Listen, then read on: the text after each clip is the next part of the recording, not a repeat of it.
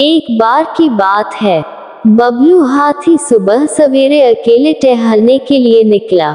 वह अपनी ही धुन में चला जा रहा था। लगता था उसके दिमाग में कोई उलझा है जिसे वह सुलझाने की कोशिश कर रहा था।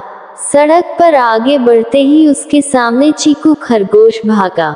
बबलू का पर चीकू पर पड़ते ही वाला था। इससे पहले चीकू चिल्ला पड़ा। उसकी आवाज सुनकर बबलू ने अपना पैर पीछे खींच लिया। कहाँ खोए हो बबलू भाई? कहीं नहीं, बस ऐसे ही सोच रहा था। किस बारे में? तुम जान करके क्या करोगे? शायद मैं तुम्हारी कुछ मदद कर सकूं। तुम तो जानते हो वन में कितनी चोरी हो रही है, पर चोर का कोई अता पता नहीं है। इस बात को लेकर वन के सारे जानवर चिंतित थे। वे वहाँ खुद को सुरक्षित नहीं कर रहे। अरे चीकू भाई, हम मजबूर है, चोर को पकड़ भी नहीं पा रहे हैं। वह बहुत चालाक है और अपने काम को बड़ी कुशलता से अंजाम दे रहा है। कहीं कोई सबूत ही नहीं छोड़ रहा। हमारे राजा इस बात को लेकर बहुत चिंतित हैं। अब तुम हमारी क्या मदद कर सकते हो? मैं कुछ सोचता हूँ, क्या पता मुझे कोई उपाय मिल जाए।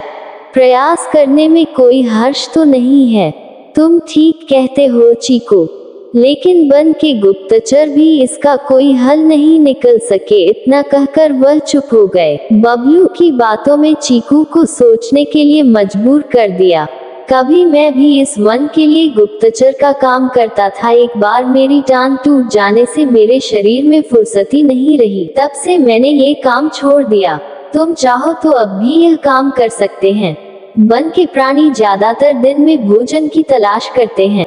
तुम दिन रात दोनों में ही भोजन की तलाश में निकल सकते हो सकता है रात को तुम्हें कुछ ऐसी बातें पता पड़ जाएं जो हमारे काम की हो। हाँ बबलू, तुम ठीक कहते हो। मैं आज रात को ही इस वन में घूमकर पता करने की कोशिश करता हूँ। थोड़ी देर बातें करके बबलू अपने बिल की ओर चल पड़ा और बबलू अपने रास्ते चला गया। चीकू के दिमाग में अभी तक बबलू की कई बातें गूंज रही थी। उसे समझ नहीं आ रहा था कि वह बबलू की मदद कैसे करे। दिन भर का है इस उधेड़बुन में लग रहा। शाम होते ही चीकू कुछ सोचने लगा और चुपचाप घर से निकल आया। चीकू की पत्नी ने देखा तो बोली, इस समय कहाँ जा रहे हो? बाहर खतरा है। खतरा तो सुबह भी रहता है, पर खतरे से डर कर हम भूखे तो नहीं रह सकते। मैं बाहर घूम कर आता हूँ। इतना कहकर चीकू रात को बिल से बाहर निकल आया। कुछ दूर जाकर उसकी नजर बनको उल्लू पर पड़ी। वह कुछ ही दूरी पर था। वह पेड़ पर बैठा अपने गर्दन चारों तरफ घूम रहा था। वह तेजी से एक डाल से दूसरी डाल पर उड़ रहा था। बनको की नजर उस पर नहीं पड़ी थी। कुछ सोचकर चीकू थोड़ी खुली जगह पर आ गया और वहां से बनको उल्लू को देखने लगा। बनको ने चीकू को अंधेरे में भी देख लिया, फिर भी उसने अनदेखा कर दिया और अपनी गर्दन चारों ओर घूमता रहा। चीकू बड़ी देर तक बनको की हरकतों पर नजर रखे रहा। वह थोड़ी देर तक खुले मैदान में खड़ा रहा। उल्लू ने उसे देखकर भी अनदेखा कर दिया। Usain mahasusa kia ki bainkam ke asapasa kamaku kamagadara guma rahada rahada।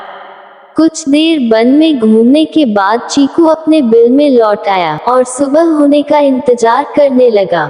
अगली सुबह बबलू उसी रास्ते में जा रहा था। रास्ते में चीकू उसका इंतजार कर रहा था। आज बड़ी जल्दी आ गए बबलू। हाँ, आजकल चिंता की वजह से मुझे नींद नहीं आती। कोई नई खबर है क्या? यकीन से तो मैं नहीं कह सकता, लेकिन एक ऐसे प्राणी का नाम बता सकता हूँ जो चोरों की मदद कर रहा है। कौन है वो? बनको उल्लू। इतना कहकर चीकू ने रात की घटना जो की तो बता दी।